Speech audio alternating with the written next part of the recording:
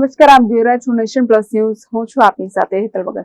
બારેજા મેલડી ધામ ખાતે આવેલ ખેડાના સાંસદ દેવુસિંહ ચૌહાણ દ્વારા વેદ, ઉપનિષદ અને શ્રીમદ ભગવદ ગીતાજી સહિત કર્મકાંડીઓ પર ઘસાતી ટિપ્પણી કરતા વિવાદ વકર્યો છે.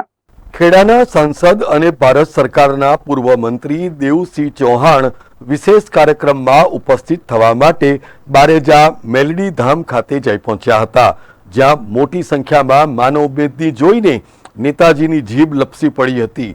તેમણે અતિ ઉત્સાહમાં આવીને બ્રહ્મ સમાજ માટે અવાંછિત ટિપ્પણી કરતા તેના ઘેરા પ્રત્યાઘાત પડ્યા હતા.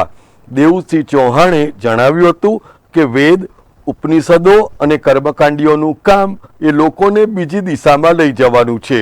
સાંભળો સાંસદ દેવુસિંહ ચૌહાણનું નિવેદન. આપણને બધાને હું મારા જીવનમાં પહેલી વાર અહીં આવ્યો છું અને મેં જે અનુભૂતિ કરી છે, મને શબ્દો નથી મળતા, પણ મને ખબર પડે છે કે ગીતાની વાત હોય કે વેદોની વાત હોય, જ્ઞાન, ભક્તિ, કર્મની વાતો કરીને આપણને કર્મકાંડની દિશામાં ક્યાંક ને ક્યાંક એક બીજી દિશામાં લઈ જતા હોય, ત્યારે સાચી વાત કહીને મક્કમતાથી શ્રદ્ધાની શક્તિ કેવી હોય એનું દ્રશ્ય આજે બારેજા ધામમાં આપણે જોઈ શક્યા છે. આ શ્રદ્ધાની શક્તિના કારણે થયું છે, કોઈ અંધશ્રદ્ધાની શક્તિ નથી. હું છાતી ઠોકીને કહું છું.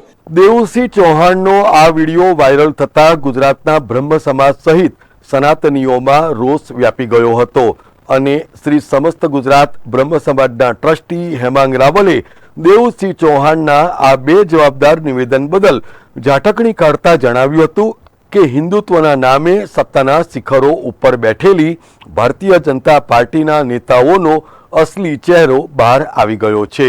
ભારતીય જનતા પાર્ટીના સાંસદ દેવુસિંહ ચૌહાણે જે પ્રમાણે સનાતન ધર્મ અને કર્મકાંડીઓનું અપમાન કર્યું છે, તે કોઈ પણ સનાતન ધર્મી હોય એ ચલાવી લેશે નહીં.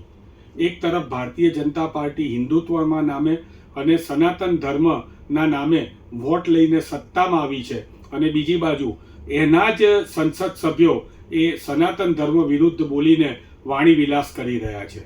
દેવુસિંહને પણ અમે બ્રહ્મ સમાજ વતી અને સનાતનીઓ દરેક ધર્મના અનુયાયીઓ વતી એ કહેવા માંગીએ છીએ કે સનાતન ધર્મની અંદર કર્મકાંડ છે એ અમારી આસ્થા છે, યજ્ઞ છે એ વૈજ્ઞાનિક રીતે સાબિત થયેલા છે.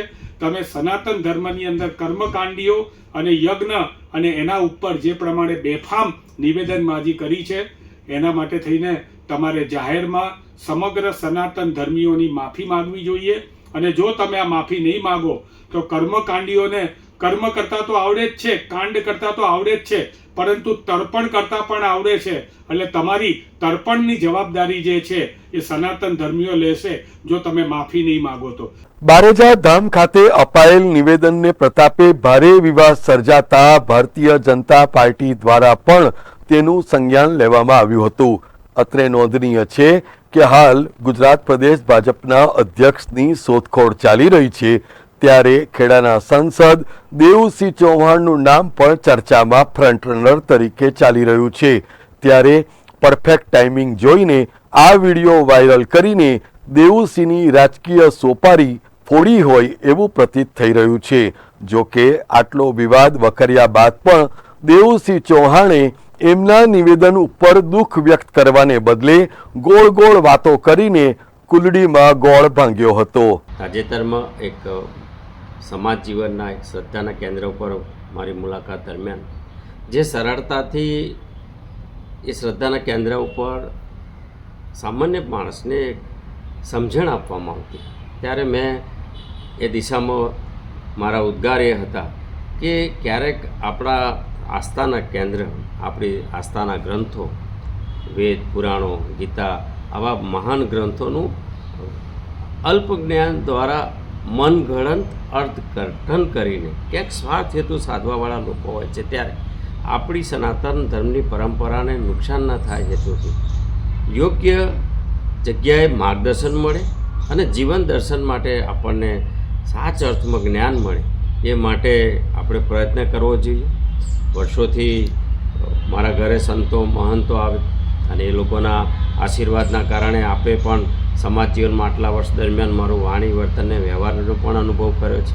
ત્યારે હું આપની સમક્ષ એ જ લાગણી પ્રગટ કરું છું કે હું સમાજના તમામ વર્ગનો આદર કરું છું, સમાજના સૌનો આદર કરું છું, ત્યારે એનું યોગ્ય અર્થઘટન કરી અને સમાજ જીવન સુધી સાચી વાત પહોંચે એ માટે હું નાનકડો ખુલાસો કરવા આપની સમક્ષ પ્રગટ થયો છું. આપ સૌનો આભાર. Bureau report, nation plus news, Vadodara.